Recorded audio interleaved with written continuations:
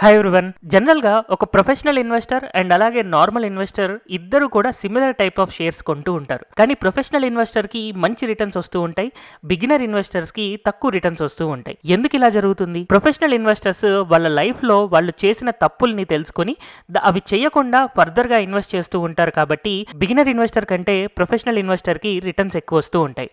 So మరి అలాంటి మిస్టేక్స్‌లో మనం బియర్ మార్కెట్‌లో చాలా కామన్‌గా మనం రోజు చేసే 4 మిస్టేక్స్ గురించి ఈ వీడియోలో నేర్చుకుందాం. అందులో మన మిస్టేక్ నెంబర్ 1, మన పోర్ట్ఫోలియోని పదే పదే చూడడం. సో ఫస్ట్ ఆఫ్ ఆల్ అసలు పోర్ట్ఫోలియో అంటే ఏంటి? మన డబ్బులన్నీ తీసుకెళ్ళి ఒకటే స్టాక్లో పెట్టొచ్చు కదా, కానీ ఇన్ని డిఫరెంట్ స్టాక్స్లో ఎందుకు పెడుతున్నాం? ఎందుకు అలాగా చాలా స్టాక్స్లో ఇన్వెస్ట్ చేస్తున్నాం, ఒకటే స్టాక్లో ఇన్వెస్ట్ చేయట్లేదు అంటే మనం ఏదైనా ఒక స్టాక్ కొన్నప్పుడు అది పెరగడానికే కాదు పడిపోవడానికి కూడా ఛాన్స్ ఉంటుంది అని మనకి తెలుసు. కాబట్టి ఒక స్టాక్ కాకుండా మల్టిపుల్ స్టాక్స్, కొన్ని స్టాక్స్ని కొంటూ ఒక పోర్ట్ఫోలియోని క్రియేట్ చేసుకుంటాం. ఎప్పుడైతే మనకి బియర్ మార్కెట్ వస్తుందో ఆబ్వియస్గా ప్రతి స్టాక్ పడుతూ ఉంటుంది. సో యాజ్ ఆఫ్ నో మనకి బియర్ మార్కెట్ నడుస్తుంది కాబట్టి స్టాక్స్ పడుతుంది అనే నిజాన్ని మనం యాక్సెప్ట్ చేసి వెయిట్ చేయడం అనేది చాలా ఇంపార్టెంట్. కాకపోతే మనం రోజు స్టాక్ ప్రైజెస్ చూడడం, రోజు ఆ స్టాక్ మేబీ 3%, 5%, 10% పడుతూ ఉండడం వల్ల మనకి ఫియర్ అనేది ఒకటి స్టార్ట్ అవుతుంది. జనరల్గా ఎప్పుడైనా సరే మనం స్టాక్ కొనే ముందే దాని గురించి తెలుసుకోవాలి. అసలు మనం ఆ కంపెనీలో ఎందుకు ఇన్వెస్ట్ చేస్తున్నాము, ఆ కంపెనీ యొక్క గ్రోత్ ఎలా ఉండబోతుంది అని మనకి తెలిసినప్పుడు ఆబ్వియస్గా ఆ స్టాక్ని బియర్ మార్కెట్లో కూడా మనం హోల్డ్ చేసుకోగలుగుతాం. అయితే జనరల్గా ఒక స్టాక్ కొనే ముందు మనం రీసెర్చ్ చేసినా ఎప్పుడైతే అది పడిపోతుందో అలాంటప్పుడు మీకు భయం వేస్తూ ఉంటుంది.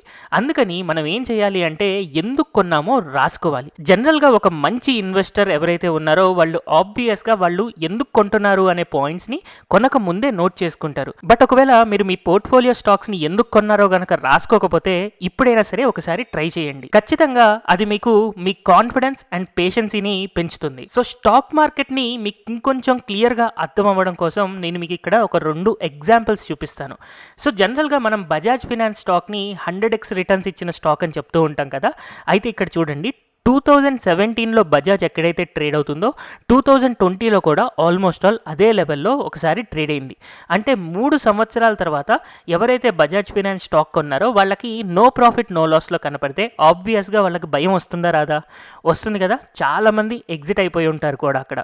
బట్ అక్కడ నుంచి అబ్జర్వ్ చేస్తే స్టాక్ ప్రైజెస్ దాదాపుగా 8,000 దాకా పెరిగాయి. ఇది 1500 లెవెల్ నుంచి 8,000 లెవెల్ దాకా, అంటే దాదాపుగా 5.5 టైమ్స్ రిటర్న్స్ కేవలం నెక్స్ట్ 1 to 2 ఇయర్స్లోనే వచ్చాయి.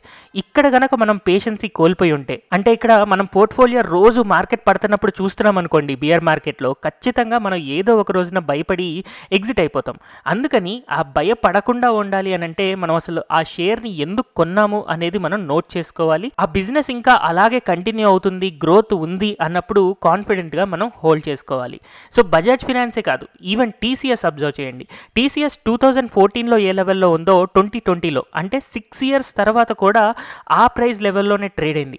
మరి 6 సంవత్సరాల తర్వాత ఎలాంటి రిటర్న్స్ కనపడకపోతే ఒక మనిషి ఎంత కంగారు పడాలి? ఆబ్వియస్గా చాలా టెన్షన్ ఉంటుంది. కానీ అది షార్ట్ టర్మ్ మాత్రమే. స్టాక్ మార్కెట్ ఎప్పుడు కూడా లాంగ్ రన్లో చాలా మంచి రిటర్న్స్ ఇస్తుంది, కానీ షార్ట్ టర్మ్లో ఇలా కొన్నిసార్లు మనల్ని భయపెడుతూ ఉంటుంది. అందుకని మనం పోర్ట్ఫోలియో అనేది రిపీటెడ్గా చూడడం కనుక స్టార్ట్ చేశాము అని అంటే ఆబ్వియస్గా మనం ఏదో ఒక రోజు భయపడి మంచి స్టాక్స్ని కూడా ఎగ్జిట్ అయిపోతాం. అందుకనే ఎప్పుడైనా సరే don't under estimate great businesses. మీరు జనరల్గా కొనే షేర్స్ అన్నీ కూడా మేబీ యూట్యూబ్ రీసెర్చ్ నుంచో లేకపోతే బ్లాగ్స్ రీసెర్చ్ నుంచో న్యూస్ నుంచో మంచి స్టాక్సే చాలా వరకు కొనుంటారు. కానీ ఇలాంటి మార్కెట్ ఫియర్లో మనం భయపడి వాటిని అమ్మేస్తూ ఉంటాం. ఈ పోర్ట్ఫోలియోని ఎప్పుడైతే మనం రిపీటెడ్గా చూడడం స్టార్ట్ చేస్తామో ఆబ్వియస్గా మనం ఫియర్కి లోన్ అయ్యి స్టాక్స్ నుంచి ఎగ్జిట్ అవుతూ ఉంటాం. సో ఈ మిస్టేక్ని మీరు ఇప్పటి నుంచి చేయొద్దు. And next mistake number 2, market ఎప్పుడు పడడం ఆగిపోతుంది అని చెప్పి చాలా మంది వెయిట్ చేస్తూ ఉంటారు, లేదా మార్కెట్ బాటమ్ని క్యాచ్ చేయడానికి ట్రై చేస్తూ ఉంటారు. అయితే ఇప్పుడు మార్కెట్లో చాలా మంది చెప్పేది ఏంటి అంటే స్టాక్ మార్కెట్ 14,400, 14,500 లెవెల్స్ దాకా పడుతుంది అని చెప్తూ ఉన్నారు. కాబట్టి ఈ లెవెల్స్లో ఎవరు కూడా ఇన్వెస్ట్మెంట్ చేయడానికి సిద్ధంగా లేరు. జనరల్గా బిగినర్ ఇన్వెస్టర్స్ అందరికీ ఏమనిపిస్తుంది, ఇప్పుడు 15,500 దగ్గర ఉన్నాం కాబట్టి 14,500 లెవెల్కి వెళ్ళిన తర్వాత మనం బై చేస్తే ఇంకా బెటర్ రిటర్న్స్ వస్తాయి అనుకుంటాం. కానీ ప్రాక్టికల్గా ఏం జరుగుతుందో తెలుసా? మనం నిజంగా 14,500 లెవెల్ దాకా పడేసరికి అప్పుడు మళ్ళీ ఇంకొక న్యూస్ వస్తుంది. ఈసారి 13,000 దాకా పడుతుంది అని అనుకుంటాం. తర్వాత 13,000కి పడ్డాక మనం యాడ్ చేద్దాము అని అనుకుంటాం. నెక్స్ట్ 13,000కి వెళ్ళినప్పుడు 11,000 దాకా పడుతుంది అని చెప్పి న్యూస్ వస్తుంది. సో 11,000 దగ్గర కొందామని వెయిట్ చేస్తాం. సో ఇలాగా మనం మార్కెట్ పడుతూ ఉంటుంది, న్యూస్ వస్తూ ఉంటుంది, మనం వెయిట్ చేస్తూ ఉంటాం. ఫర్ ఎగ్జాంపుల్ 13,000 నుంచి రివర్స్ అయ్యి 14,000 దాకా వచ్చింది అనుకుందాం. అప్పుడు అయ్యో నేను 13,000 దగ్గర ఆపర్చునిటీ మిస్ అయిపోయానే, మళ్ళీ ఇంకోసారి 13,000కి వెళ్తే కొందాం అని అనుకుంటాం. మళ్ళీ 14,000 నుంచి 15,000కి వచ్చేస్తుంది. మళ్ళీ ఈసారి 14,000కి వెళ్తే కొందాం అనుకుంటాం. బట్ అక్కడ నుంచి కంటిన్యూస్గా పెరిగిపోతూ ఉంటుంది. సో ఇలాగా మార్కెట్ మన సైకాలజీతో ఎప్పుడు ప్లే చేస్తూ ఉంటుందన్నమాట. అయితే ఇదే సిమిలర్ కైండ్ ఆఫ్ మిస్టేక్ నేను 2020లో చేశాను. అండ్ మీరు నా పాత యూట్యూబ్ వీడియోలో కూడా అబ్జర్వ్ చేయొచ్చు. ఎప్పుడైతే మార్కెట్ 7,500 దాకా పడి 9,000 దాకా రికవరీ అయిందో, అలాంటప్పుడు నేను ఇది మళ్ళీ 6,000 దాకా పడచ్చు, 5,000 దాకా పడచ్చు అని చెప్పి ఒక లాజికల్ ఎక్స్ప్లెనేషన్ ఇచ్చాను. కానీ మార్కెట్ ఏం చేసింది, 9,000 నుంచి ఒక కంటిన్యూస్ ర్యాలీ ఇచ్చి 11,000 దాకా ఎప్పుడైతే మూవ్ అయిందో అప్పుడు అర్థమైంది నేను అనుకున్న లాజిక్ రాంగ్ అని.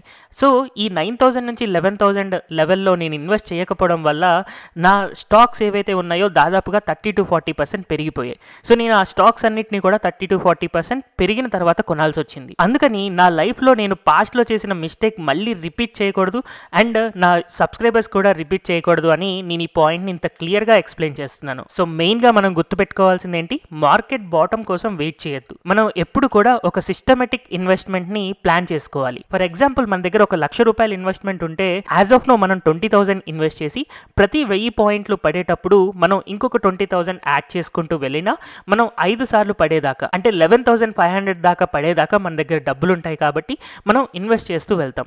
ఇలాంటప్పుడు మనకి ఆపర్చునిటీ మిస్ అయిపోతుందేమో అన్న ఫియర్ ఉండదు, పడిపోతుంది అన్న భయము ఉండదు. సో ఇలా మనం సిస్టమేటిక్గా ఇన్వెస్ట్మెంట్ చేస్తున్నప్పుడు ఆబ్వియస్గా మనం మార్కెట్ బాటమ్ని ప్రెడిక్ట్ చేయడానికి ట్రై చేయం. ఎప్పుడైతే మార్కెట్లో మంచి ఆపర్చునిటీస్ కనపడతాయో అప్పుడు మనం కొనుక్కుంటూ వెళ్తూ ఉంటాం అనమాట. అండ్ మిస్టేక్ నెంబర్ 3, చాలా మంది పోర్ట్ఫోలియోలో జంక్ స్టాక్స్ ఉంటూ ఉంటాయి. అంటే లిటరల్గా చెప్పాలంటే చెత్త స్టాక్స్ ఉంటూ ఉంటాయి అన్నమాట. సో జనరల్గా ఎప్పుడన్నా మంచి వర్షం పడితే పిచ్చి మొక్కలే ఎక్కువ పెరుగుతాయి. అలాగే సిమిలర్గా బుల్ మార్కెట్లో పెన్నీ స్టాక్లే ఎగిరి పడతాయి. యాక్చువల్గా ఇక్కడ మీరు అబ్జర్వ్ చేస్తే పడతాయి అన్నదాన్ని నేను రెడ్ కలర్లో ఉంచాను. ఒకవేళ బుల్ మార్కెట్లో పెన్నీ స్టాక్స్ పెరిగినా at the end of the day అవి ఖచ్చితంగా పడతాయి. రూపాయి నుంచి ₹100 స్టాక్ ఈసారి 100 నుంచి ₹10 వస్తుంది. సో ఈ బియర్ మార్కెట్లో మీరు అలాంటి ఫాల్స్ ఆల్రెడీ చూసే ఉంటారు. నేను ఒక యూట్యూబ్ క్రియేటర్ని కాబట్టి నాకు కొన్ని కంపెనీస్ నుంచి కాల్స్ వస్తూ ఉంటాయి. సో పెన్నీ స్టాక్ని కనుక మీరు వీడియో చేస్తే దానికి సంబంధించిన అమౌంట్ ఇస్తాము అని చెప్పి నాకు కొన్ని కాల్స్ వస్తూ ఉంటాయి. అయితే నేను ఎప్పుడు కూడా అలాంటి కాల్స్ని ఇగ్నోర్ చేస్తూనే ఉన్నాను. సో జనరల్గా పెన్నీ షేర్స్ని చాలా మంది ఈజీగా ఆపరేట్ చేయగలుగుతారు. అందుకనే యాక్చువల్గా ఆ కంపెనీలో ఎలాంటి బిజినెస్ జరగకపోయినా ₹5 స్టాక్ ₹50 దాకా కేవలం 2 నెలల్లోనే పెరుగుతుంది. ₹50 స్టాక్ ₹150 దాకా కేవలం నెలలోనే పెరుగుతుంది. సో ఎలా జరుగుతుంది, యాక్చువల్గా వాళ్ళకి ఏమన్నా బిజినెస్ గ్రోత్ ఉందా అంటే యూజువల్గా ఎలాంటి బిజినెస్ గ్రోత్ ఉండదు. కానీ కొంతమంది ఆపరేటర్స్ చేయడం వల్ల ఇలాంటి స్టాక్స్లో చాలామంది పబ్లిక్ ట్రాప్ అయ్యి ఇన్వెస్ట్ చేస్తూ ఉంటారు. వాళ్ళు మాత్రం ఎప్పుడో సంవత్సరం క్రితమో 2 సంవత్సరాల క్రితమో ప్లాన్డ్గా కొనుక్కొని వాటిని అమ్మేస్తూ ఉంటారు. బట్ రోజు మనకి అప్పర్ సర్క్యూట్స్లోనే కనపడుతుంది. ఎందుకంటే మనకి రోజు మెసేజెస్లో ఫార్వర్డ్ అవుతూ ఉంటాయి సో స్టాక్ మనకి అప్పర్ సర్క్యూట్స్లో వెళ్తూ ఉంది అని. సో ఆపర్చునిటీ మిస్ అయిపోతున్నామేమో అని లక్షల రూపాయలు ఇన్వెస్టర్స్ అక్కడ పెట్టి నష్టపోతూ ఉంటారు. అందుకని మనం ఎప్పుడు కూడా పెన్నీ స్టాక్స్ కొనొద్దు. మనం ఏదైనా ఒక స్టాక్ కొనే ముందు ఖచ్చితంగా దాని యొక్క ఫండమెంటల్ అనాలిసిస్ అనేది చేసుకోవాలి. మంచి బిజినెసెస్ అయితేనే మనం ఇన్వెస్ట్ చేయాలి. మనకి స్టాక్ మార్కెట్లో దాదాపుగా 50 మోనోపోలీ అండ్ మోడ్ స్టాక్స్ ఉన్నాయి. ఈ 50 స్టాక్స్ అన్నీ కూడా దాదాపుగా ఎవ్రీ ఇయర్ 20% కంటే ఎక్కువ రిటర్న్స్ ఇస్తూనే ఉన్నాయి. సో అలాంటి స్టాక్స్లో మనం ఇన్వెస్ట్ చేస్తే సరిపోతుంది. కానీ షార్ట్ టర్మ్లో మనీ ఎర్న్ చేయాలని ఎప్పుడైతే ఇలాంటి పెన్నీ స్టాక్స్లో ఎంటర్ అవుతామో అలాంటప్పుడే ఇన్వెస్టర్స్ వల్ల మనీ అంతా కోల్పోతూ ఉంటారు. అండ్ ఫైనల్గా మిస్టేక్ నెంబర్ 4, భయపడి అమ్మేయడం. యూజువల్గా మనం ఎప్పుడైతే పోర్ట్ఫోలియో నెగిటివ్లోకి వెళ్ళి ఒక 10%, 20% లాస్ చూస్తామో ఆబ్వియస్గా అలాంటప్పుడు మనం భయపడి చాలా వరకు స్టాక్స్ని అమ్మేస్తూ ఉంటాం. ఇక్కడే ఒక బిగినర్ ఇన్వెస్టర్కి అండ్ ప్రొఫెషనల్ ఇన్వెస్టర్కి డిఫరెన్స్ వస్తుంది. సో మనందరికీ తెలుసు Rakesh Jhunjhunwala one of the best professional investor, Indian Warren Buffett అని కూడా మనం అంటూ ఉంటాం. సో సెప్టెంబర్ 2017లో రాకేష్ జుంజున్వాలా యొక్క పోర్ట్ఫోలియో 10,825 కోట్లు ఉంది. సో 2017లో 10,000 కోట్ల దాకా ఉన్న అతని పోర్ట్ఫోలియో 2020 మార్చ్ వచ్చేసరికి 8,300 కోట్లుగా పడిపోయింది. సో ఇలాంటప్పుడు తనేమైనా మొత్తం షేర్స్ అన్ని అమ్మేసి మార్కెట్ నుంచి ఎగ్జిట్ అయిపోయాడా? లేదు కదా. 3 సంవత్సరాలు ఇన్వెస్ట్మెంట్ చేసిన తర్వాత ఇండియాస్ బెస్ట్ ఇన్వెస్టర్ లేదా ఇండియాస్ వారెన్ బఫెట్ అని పిలిచే రాకేష్ జుంజున్వాలా పోర్ట్ఫోలియోనే 3 సంవత్సరాల తర్వాత 20% నెగిటివ్లో గనక ఉంటే, మన పోర్ట్ఫోలియో జస్ట్ రీసెంట్గా ఇన్వెస్ట్ చేసి 20% నెగిటివ్లో ఉంది అంటే ఎలాంటి కంగారు పడాల్సిన అవసరం లేదు.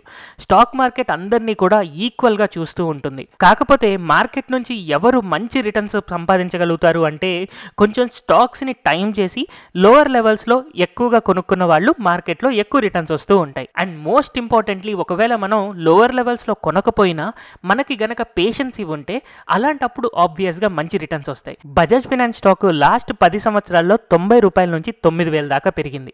సో మనం 90లో కొన్నా ఒకటే, 100లో కొన్నా ఒకటే, 110లో కొన్నా ఒకటే. ఎప్పుడైతే మనం స్టాక్స్ని హోల్డ్ చేసుకునే పేషెన్సీ ఉండదో ఆబ్వియస్గా మనకి స్టాక్ మార్కెట్లో ఎప్పటికీ కూడా మంచి రిటర్న్స్ రావు.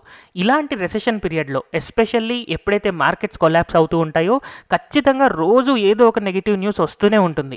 కంపెనీస్ రోజు ఒక 5% 10% పడిపోతూనే ఉంటాయి. కానీ ఎలాంటి వరీ అవసరం లేదు. అలాంటి న్యూస్ అంతా కూడా ఇగ్నోర్ చేయండి.